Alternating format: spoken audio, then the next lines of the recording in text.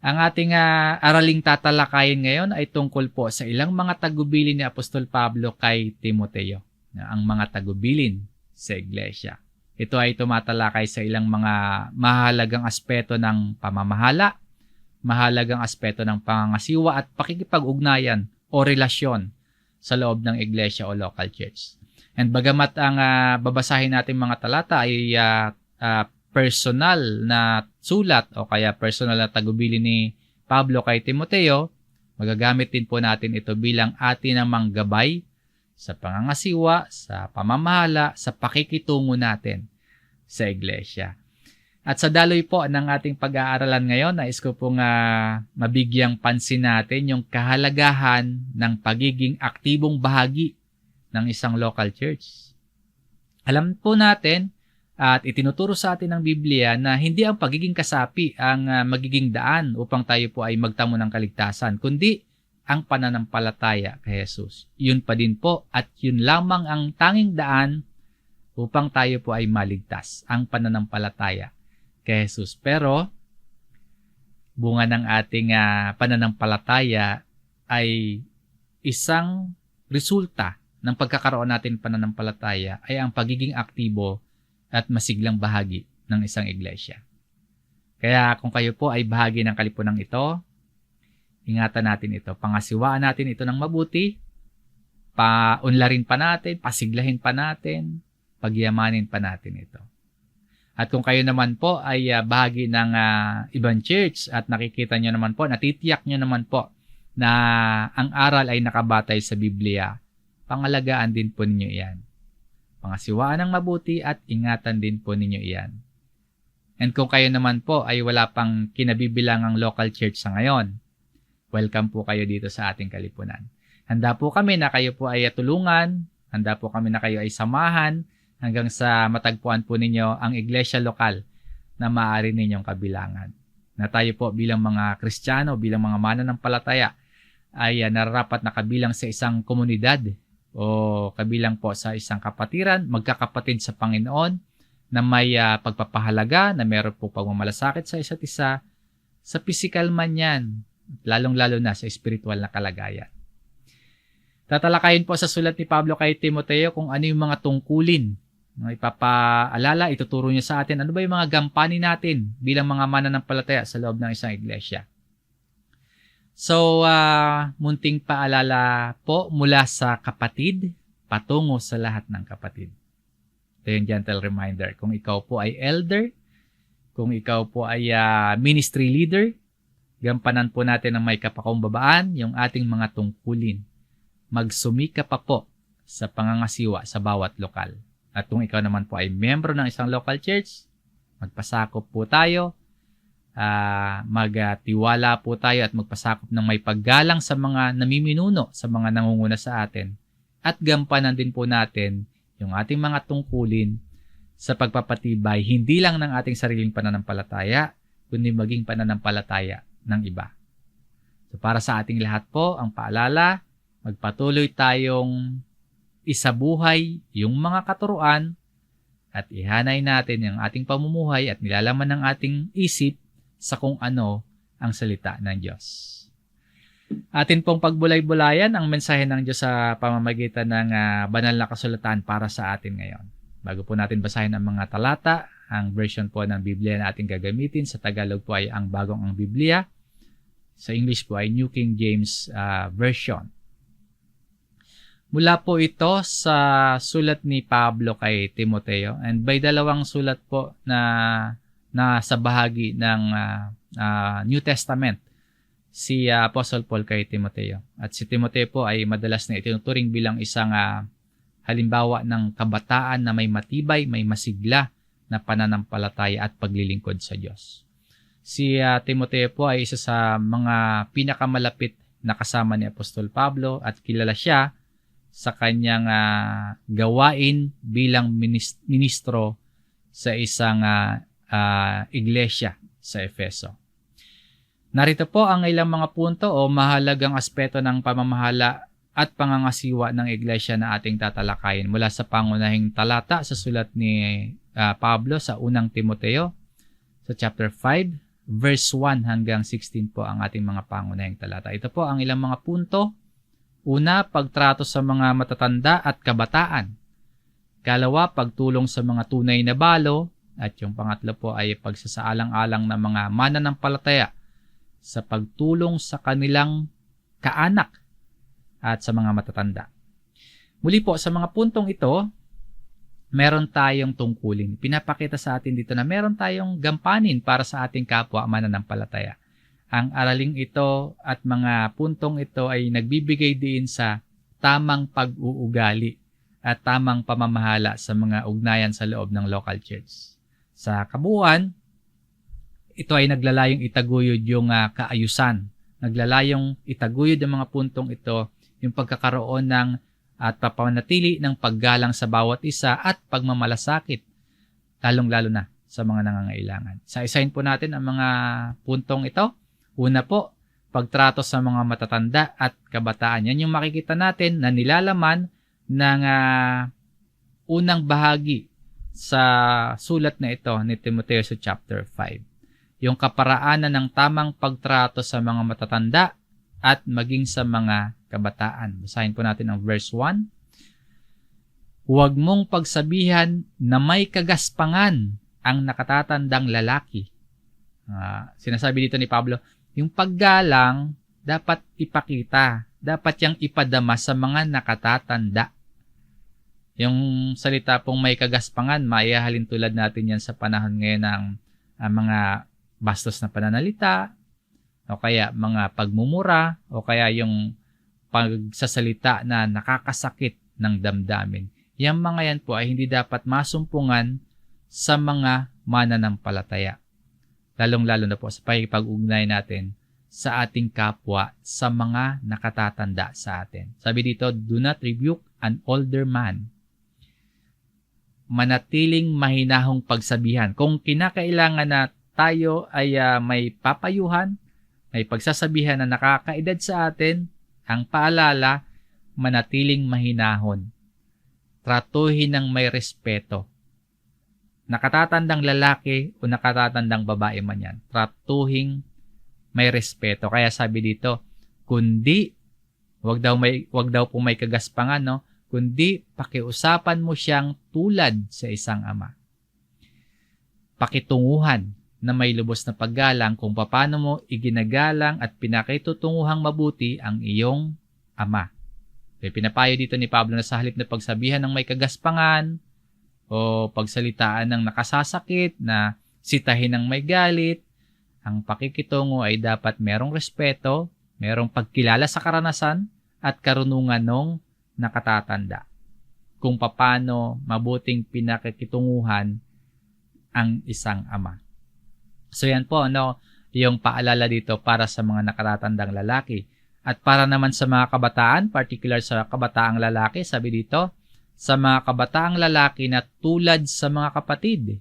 Dito naman po, nagbibigay ideya sa atin ng pagkakapantay-pantay, yung pangangalaga, yung pagtutuwid ng merong malasakit. Na sa loob po ng kalipunan, yung relasyon sa pagitan ng bawat kapatid, lalo na sa mga kabataan, dapat meron ding respeto. Nananatili yung pagmamahal, pagkakaibigan. Inahalin tulad sa isang tunay na pamilya. At sa pagpapatuloy po ng tagubilin na ito ni Pablo sa kasunod na talata, sa matatandang babae na tulad sa mga ina. Dapat tratuhin daw po ni Timoteo yung mga matatandang kababaihan na mayroong respeto.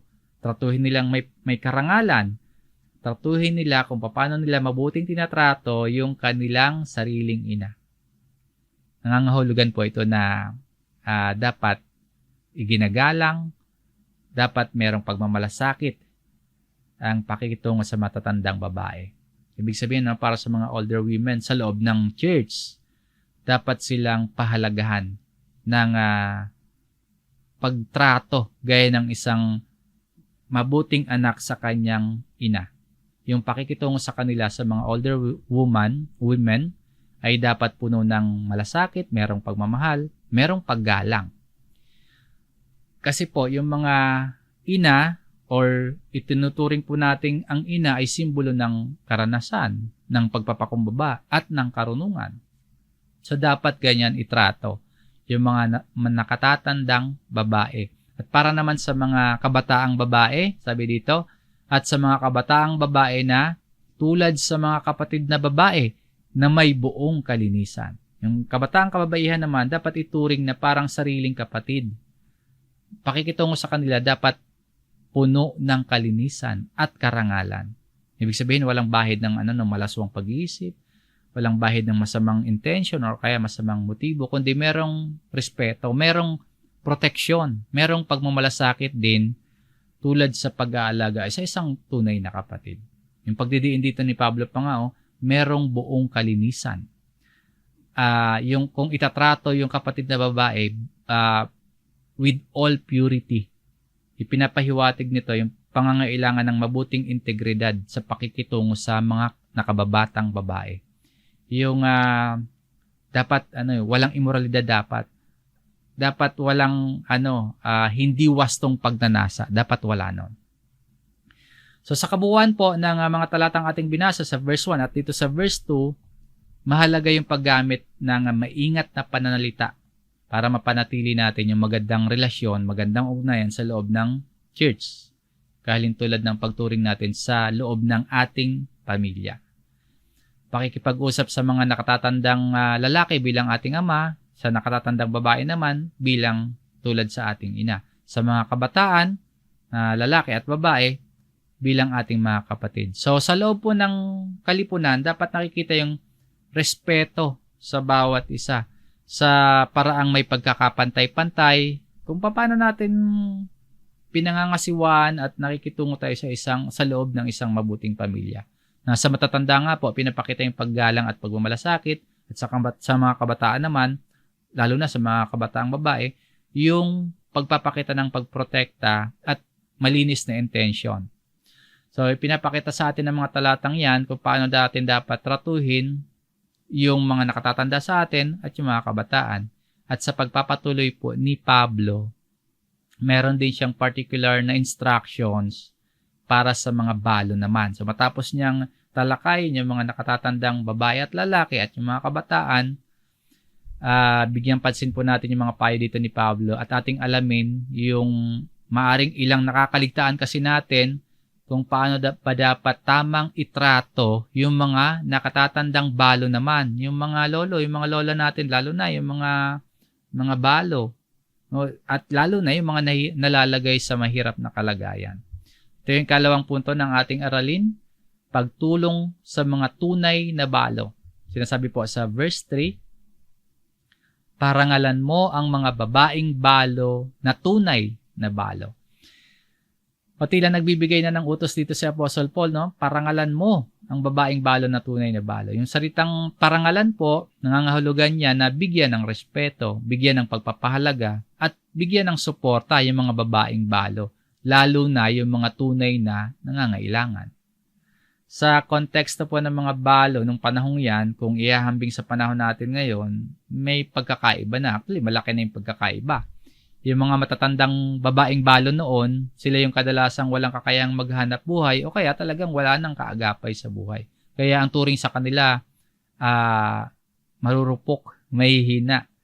At nasa ilalim sila ng espesyal na pangangalaga ng kanilang pamilya, kung meron pa silang pamilya. Kung wala na, nasa ilalim sila ng espesyal na pangangalaga at tulong na nagmumula sa church o sa iglesia. And yung parangalan po dito na sinasabi ni Apostle Paul, merong dalawang aspeto. Yung parangal, ibig sabihin, paggalang at pagtulong. Yung paggalang po bilang parangal, kinikilala ng mga nasa community, nasa pamilya, yung pamumuhay ng mga babaeng balo na meron silang, nakitaan sila ng pagsunod at pagtitiwala sa Diyos sa gitna ng kanilang pinagdaanang mga paghihirap. Kaya sila po ay iginagalang. Yun yung pagbibigay parangal. Yung ikalawang aspeto, pagbibigay parangal, pagtulong. Basahin po natin ang talatang ito sa Revised Tagalog Popular Version. Sabi po, tulungan mo ang mga biyudang walang ikabubuhay. Sa ang Bagong ang Biblia, parangalan, Pagdating dito sa Revised Tagalog, tulungan. So, yan yung isa pang aspeto ng pagbibigay parangal. Parangalan bilang isang pagtulong. Nararapat daw po na suportahan yung pagbibigay parangal, no?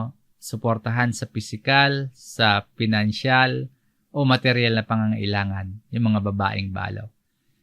Kung naka-address ang payong ito kay Timoteo at sa pamamagitan naman ni Timoteo patungo sa local church, ibig sabihin, gampanin ito ng local church na damayan, na pagmalasakitan, na igalang at tulungan yung mga babaeng balo. Yun yung pagbibigay parangal. Lalo na sa mga walang ibang inaasahan o wala silang maaasahan.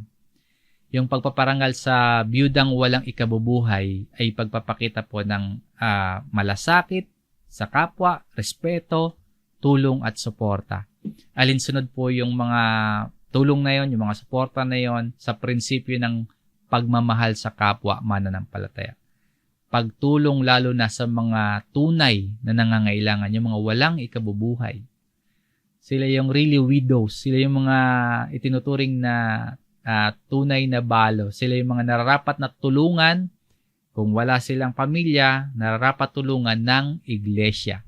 Sila yung mga really widow. Sabi po sa verse 5, ang tunay na babaeng balo at naiwang nag-iisa.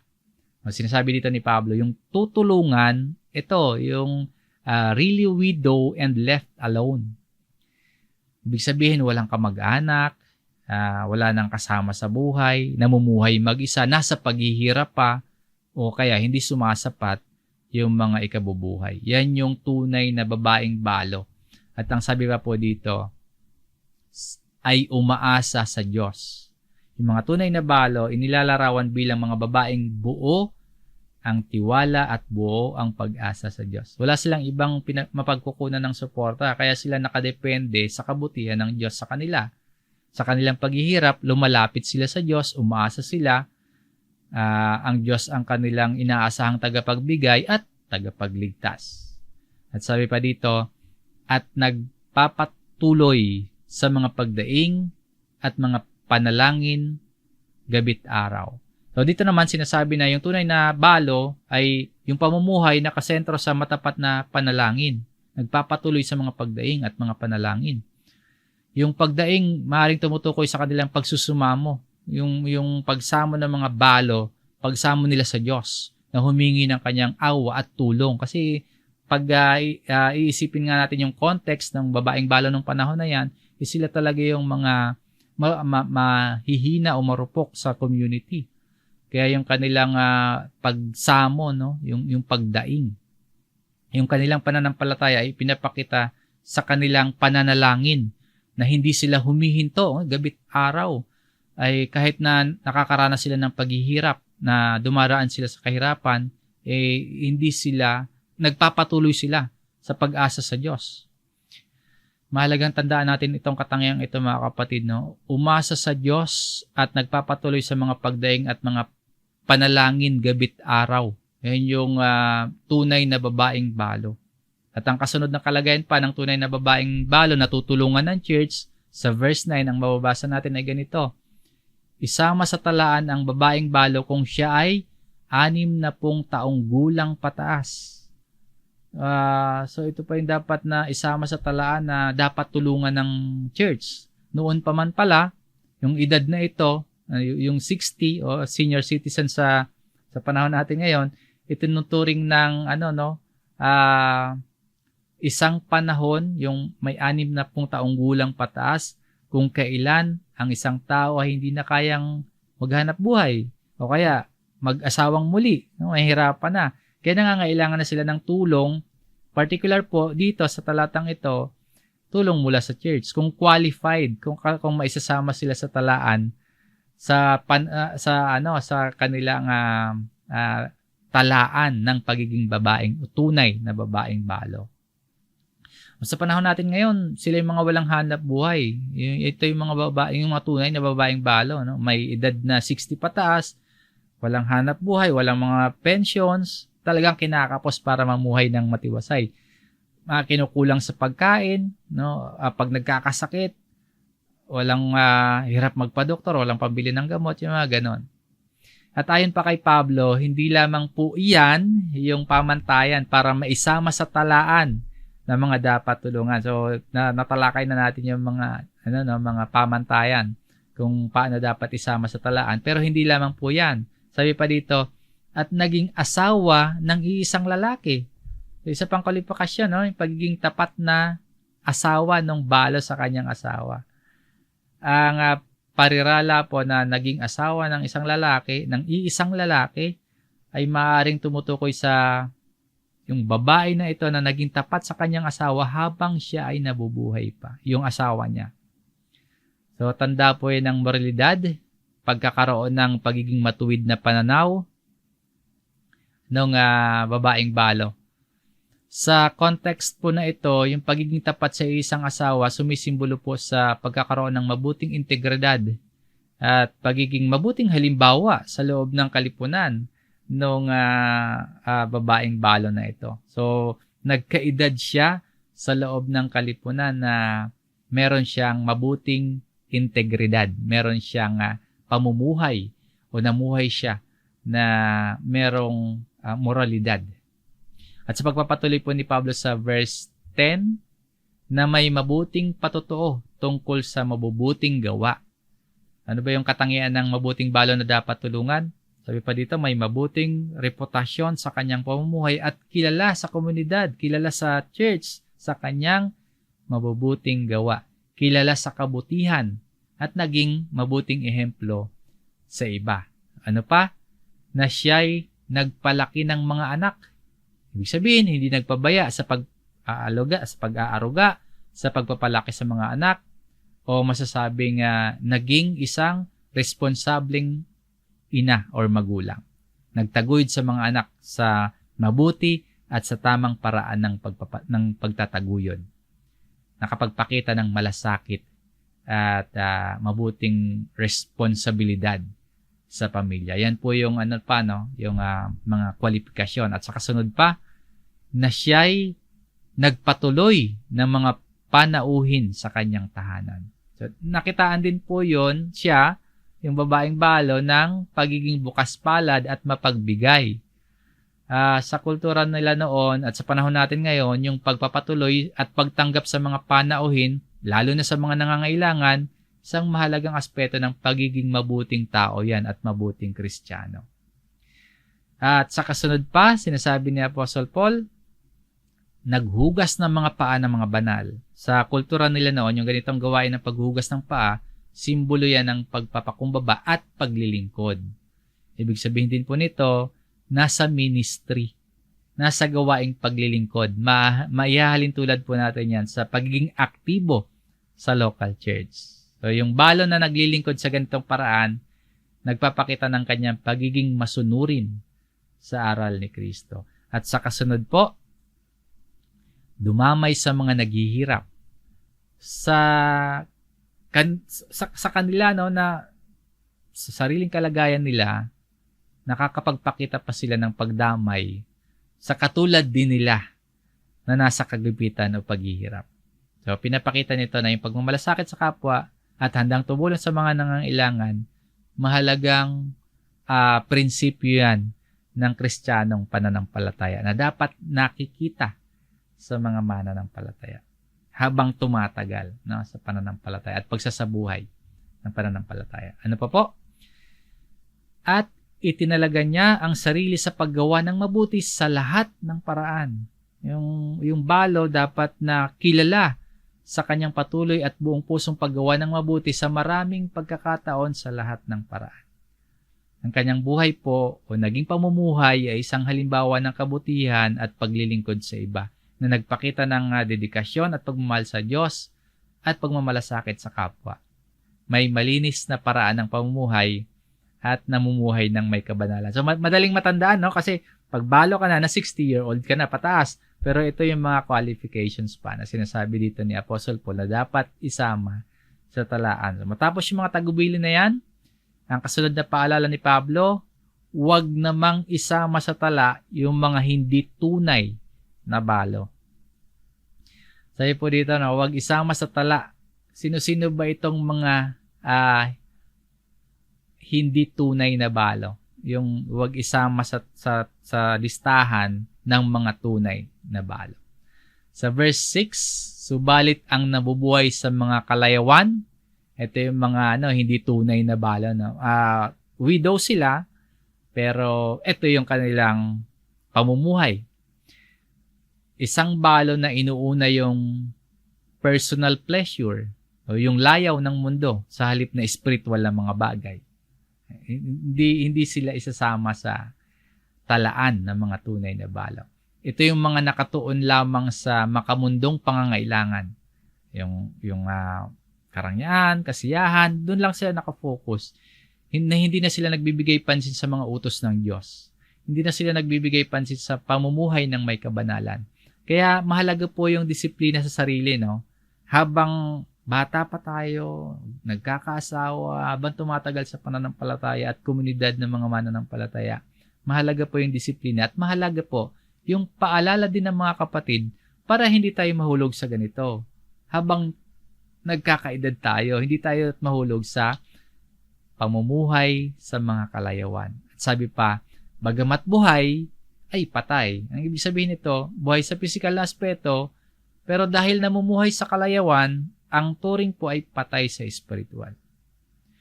Meaning po, ang kanilang buhay, walang kabuluhan sa paningin ng Diyos.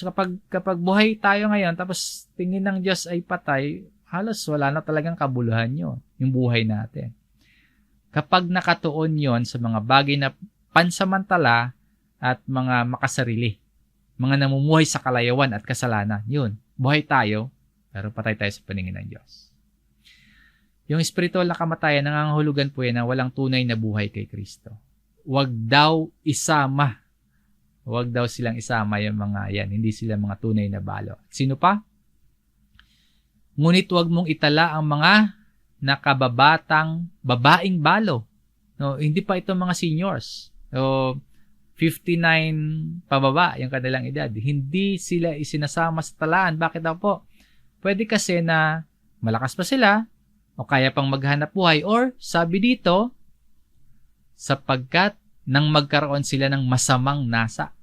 Maaring tumutukoy sa kanilang malakas na desire na muling mag-asawa kasi bata pa. Hindi naman sinasabi ni Pablo na yung muling pag-aasawa mismo ay yun yung masama. Hindi po yun, no? Yung masidhing pagkakaroon nila ng masamang nasa.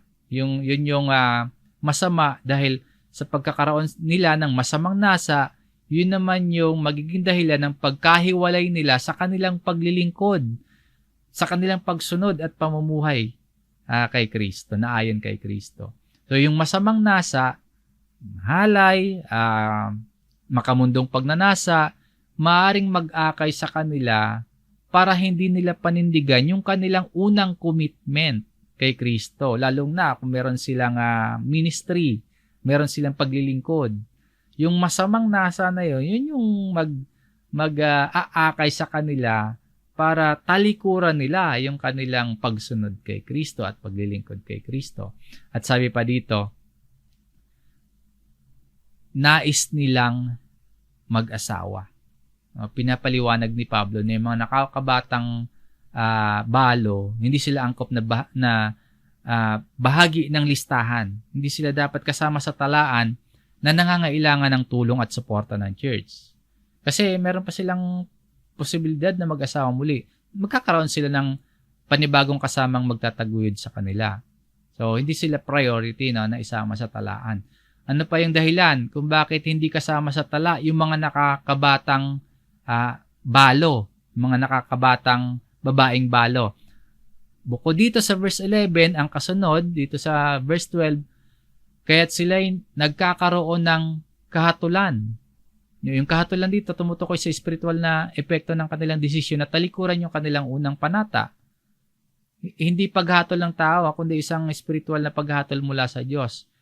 Dahil sa kanilang hindi pagtupad, sa kanilang pangako na maaaring tumukoy sa yung pagtamlay ng kanilang spiritual na buhay, o kaya pagkakaroon nila ng at pagsasabuhay ng kanilang kasalanan, dahil po yun sa pagtakwil nila sa kanilang unang panata. Sabi po, sapagkat itinakwil nila ang kanilang unang panata. Maaaring tumutukoy nga sa unang commitment, yung unang pangako na ginawa ng mga babaeng balo sa kanilang pananampalataya kay Kristo, kung saan ipinangako nila, maaaring ganun yung sitwasyon nila, no? Maaaring ipinangako nila na mamumuhay sila sa kabanalan at mamumuhay sila sa paglilingkod sa Panginoon.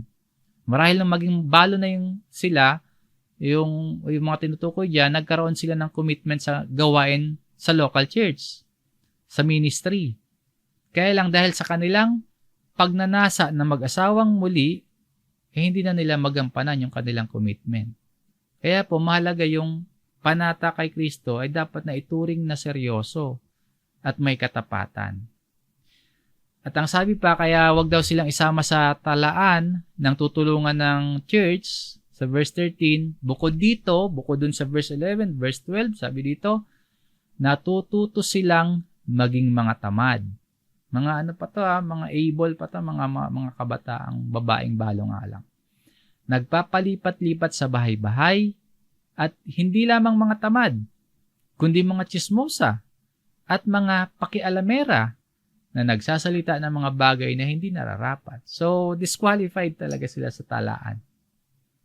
Bukod sa mga nabanggit sa naunang mga talata, ito din, binibigyan din ni Pablo yung mga maling asal na maaring umuusbong sa mga nakababatang babaeng balo.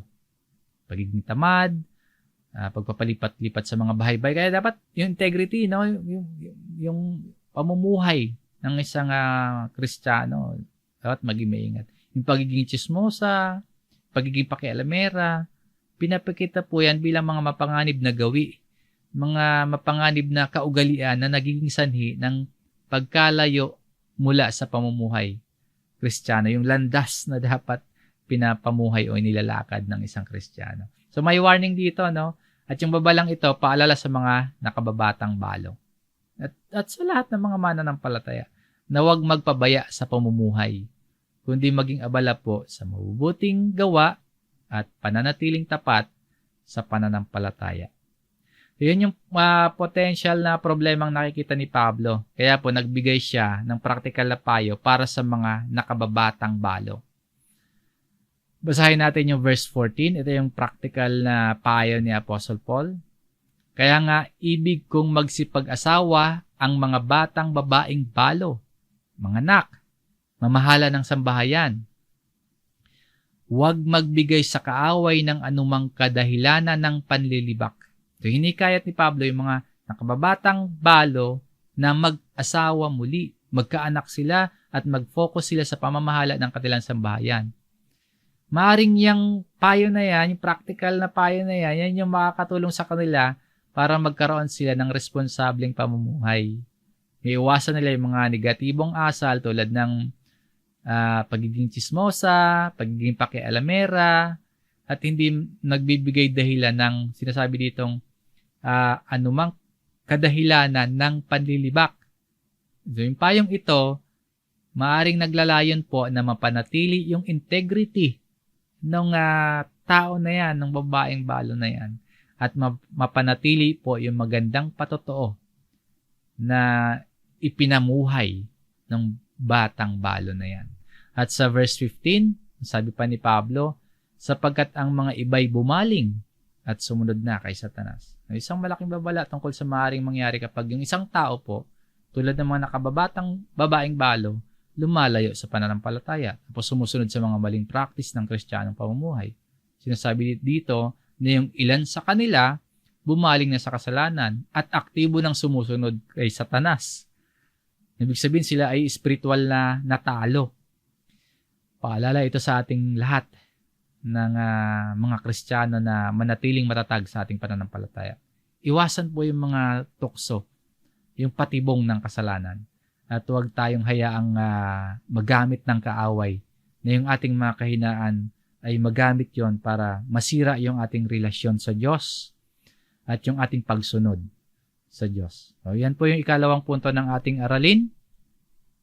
Pagtulong sa mga tunay na balo at yung paalala sa mga hindi kasama sa tunay na balo. Pangatlo po, pagsasaalang-alang ng mga mananampalataya sa pagtulong sa kanilang kaanak at sa mga matatanda.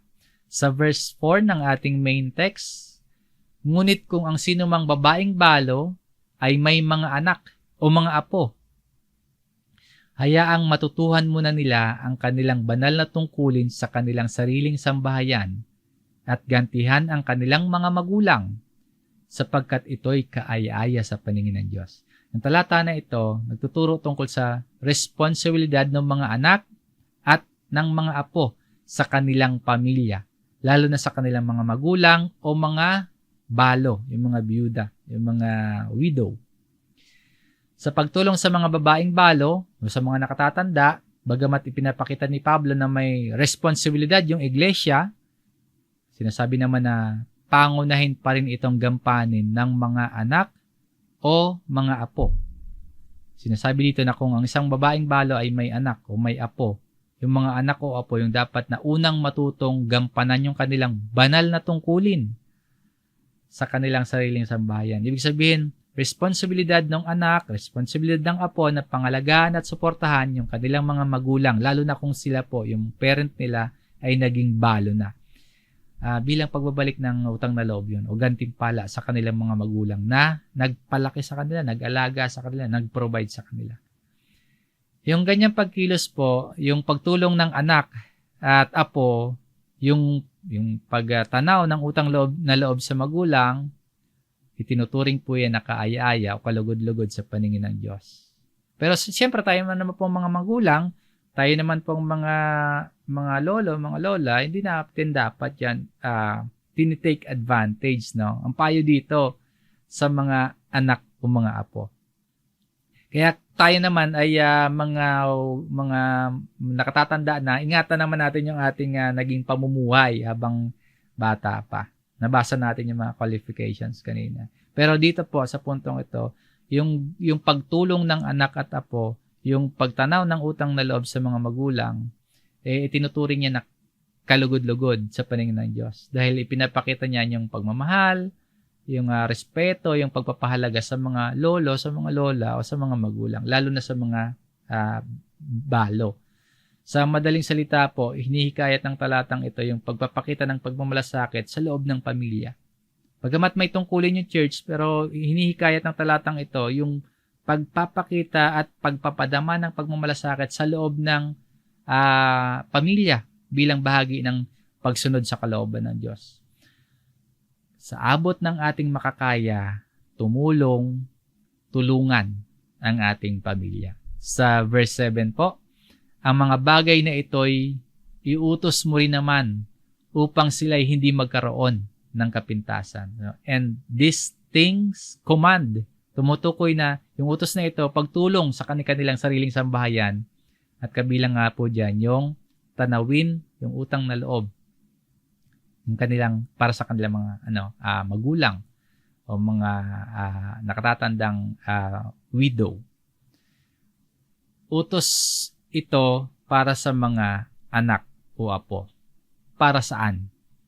Sabi dito, that they may be blameless, upang sila'y hindi magkaroon ng kapintasan. Ano ba yung kapintasan na yan? Sa verse 8, ngunit kung ang sino man, matapos paalalahanan yung mga anak, yung mga apo, ngunit kung ang sino man ay hindi kumakalinga sa kanyang mga kamag-anak, lalong-lalo na sa kanyang sariling sambahayan, pagbibigay din ito sa ating responsibility sa loob ng ating pamilya bilang mga mananampalataya, bilang mga Kristiyano. Kailangan nating kalingain, o responsibilidad nating tulungan sa emosyon man, sa physical, maging sa mga material o pinansyal, yung ating sariling sambahayan, yung ating pamilya, lalong-lalo na sa oras ng kanilang pangangailangan. Dahil kung hindi po, sabi nga po ni Pablo, ito yung sinasabing kapintasan. Tinanggihan niya ang pananampalataya at siya'y masahol pa sa hindi mananampalataya. Ang pahayag sa talatang ito bilang mga Kristiyano po, pinapakita sa atin yung laki ng kahalagahan ng responsibilidad natin sa ating pamilya.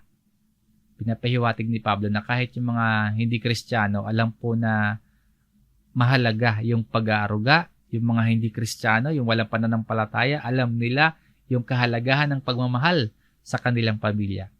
Ngayon, kung ang isang Kristiyano po ay hindi ginagawa ito, mas masama pa nga o kaya mas masahol pa kaysa hindi mananampalataya. Yung nagsasabing Kristiyano na yon na hindi naman kinakalinga at tinatanggihan nila yung kanilang pananampalataya. Ipinapakita nito na yung tunay na pananampalataya ay nasusukat hindi lamang sa salita, kundi sa mga gawain, sa mga responsibilidad sa loob ng ating pamilya. So ano pa yung tagubilin ni Pablo? Verse 16, kung ang sinumang babaeng nananampalataya ay may mga kamag-anak sa mga babaeng balo, kanyang tulungan sila upang wag nang mabigatan ang iglesia at upang matulungan ng iglesia ang tunay na balo. Ang payo at utos dito, practical na payo. Na kung ang isang mananampalataya, particular dito, babaeng mananampalataya may kamag-anak na balo, yung kamag-anak na yon, yung mananampalataya na yon ay siyang tumulong sa mga balo para hindi mabigatan yung iglesia. Kumbaga nandiyan yung suporta ng church, pero pangunahin ay yung tulong o yung pagkalinga ay sa kamag-anak. Sa ganyang paraan, magkakaroon ng pagkakataon yung iglesia na magbigay ng tulong sa mga tunay na balo. Yung mga wala talagang maasahang suportang pinansyal, talagang nangangailangan ng tulong. Doon mapupunta yung tulong ng iglesia. Bagamat may nakahandang pagtulong yung ating kongregasyon sa mga naghihirap, yung mga nabibigatan nating mga kapatid, kahit pa hindi balo or balo man sila, yung kakayahan yung kasalukuyang kakayahan ng ating kongregasyon, yung financial support ay hindi sumasapat. Hindi natin masapat yan. Hindi ganun kalaki yung halaga na maaari nating itulong. Kaya yung paalala dito, yung immediate family pa din. Kasi yung kongregasyon naman natin, mostly ang talagang nasusupport nito yung mga gawaing pagsulong ng salita ng Diyos. Pero may tungkulin talaga ang kongregasyon na kumalinga sa mga nangangailangan. Pero sa ngayon, hindi pa sumasapat. No? Ngayon, para hindi masyadong mabigatan yung ating kongregasyon, pag-isipan natin na sundin yung tagubilin dito na tulungan natin bilang mga mananampalataya yung ating sariling kaanak. Lalo na yung mga nag-iisa na lamang sa buhay at talagang kapos sa kabuhayan. So meron tayong tungkulin sa ating pamilya, may tungkulin din ng iglesia para sa mga nangangailangan ng tulong. Kailangan lamang nasa tama. Meron namang guidelines Paano ba isasagawa? Paano ba ipagpapatuloy? So, meron namang guidelines. Yung iniiwanang aral o aplikasyon para sa atin ng mga tinalakay natin, una, ang dalisay na relihiyon. Basahin natin itong sulat ni James, yung Santiago chapter 1, verse 27. Ang dalisay na relihiyon, walang dungi sa harapan ng Diyos, sa harapan ng ating Diyos at Ama. Bawat isa sa atin, bilang mga mananampalataya, naghahangad na malugod natin ang Diyos sa pamamagitan po ng ating tunay na pagre-relihiyon.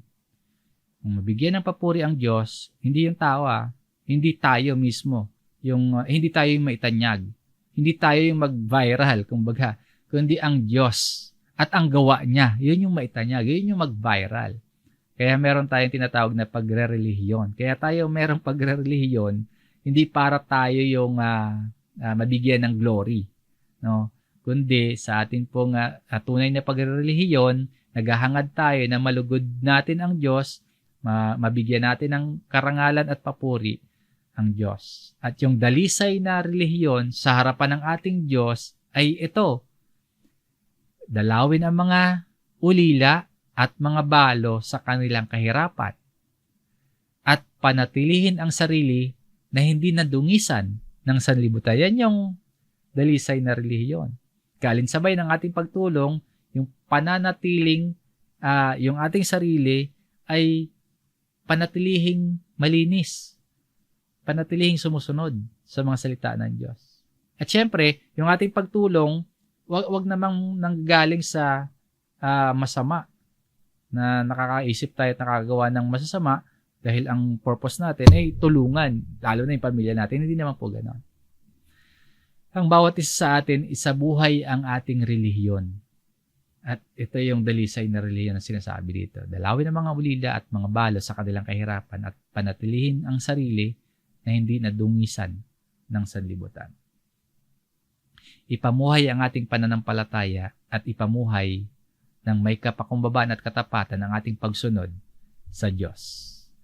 Ikalawa, sa ating pagtulong na minumungkahi dito, no? O kaya paggawa ng mabuti, huwag manghinawa sa paggawa ng mabuti. Sa sulat po ni Apostol Pablo sa mga taga-Galacia, ganito ang sinasabi sa chapter 6 verse 9, at huwag tayong manghinawa sa paggawa ng mabuti, sapagkat sa takdang panahon ay mag-aani tayo kung hindi tayo manlulupaypay.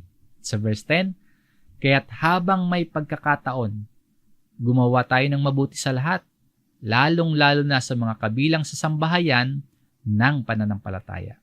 So, huwag manghinawa sa paggawa ng mabuti, habang may pagkakataon, gumawa tayo ng mabuti, lalong-lalo na. Gumawa tayo ng mabuti sa lahat, lalong-lalo na sa mga kabilang sa sambahayan ng pananampalataya. Sa abot ng ating makakaya, hanggat may opportunity po tayo, magpatuloy sa paggawa ng mabuti. Sa pagtatapos po ng ating pag-aaral, nawa nakita natin yung kahalagahan ng mga tagubilin ni Apostol Pablo kay Timoteo, no? Patungkol sa pamamahala, patungkol sa pangangasiwa at ugnayan sa loob ng iglesia. Yung mga aral na ito, nagpapaalala sa atin bilang isang komunidad ng mananampalataya. Kailangan nating magtaglay ng respeto, ng paggalang, ng malasakit sa bawat isa, lalo na sa mga nakikita nating nangangailangan, gaya ng matatandang balo, mga naghihirap. Ang ating tungkulin bilang mga mananampalataya, ipakita, ipadama yung pagmamahal, yung pagkalinga sa ating mga kapatid. Sa pamamagitan po yan ng tamang pag-uugali at abot kayang pagtulong, no? Yung sa abot na ating makakaya na pagtulong. Hinahamon tayo ng araling ito na gawing buhay ang ating pananampalataya sa pamamagitan po ng pagtugon sa mga pangangailangan ng iba, lalo na yung mga wala talaga ang inaasahan. Pinakita sa atin na ang tunay at dalisay na relihiyon hindi lamang sa salita, kundi sa gawa, sa pagdamay sa mga ulila, sa mga balo, sa pagpapanatili ng ating sarili na malinis sa harapan ng Diyos. So mga kapatid, sa ating patuloy na paglilingkod sa Panginoon at sa isa't isa, naway maging gabay natin ang mga tagubiling ito para patuloy tayong lumago sa pag-ibig, umunlad tayo sa pananampalataya at magsumikap pa sa pagnanais na luwalhatiin ng Diyos sa lahat ng ating mga ginagawa. Naway patuloy tayong maging halimbawa ng tunay na mananampalataya at maging mabuting halimbawa tayo bilang isang iglesia din po, isang pamilya na puno ng pag-ibig, merong paggalang, at merong malasakit sa isa't isa. Ito po ang mensahe sa atin ng salita ng Diyos. Maraming salamat sa inyong pakikinig mga kapatid. Purihin po natin ang Panginoon. Anyayahan ko po ang lahat sa ating pagtatapos. Tayo po ay muling manalangin.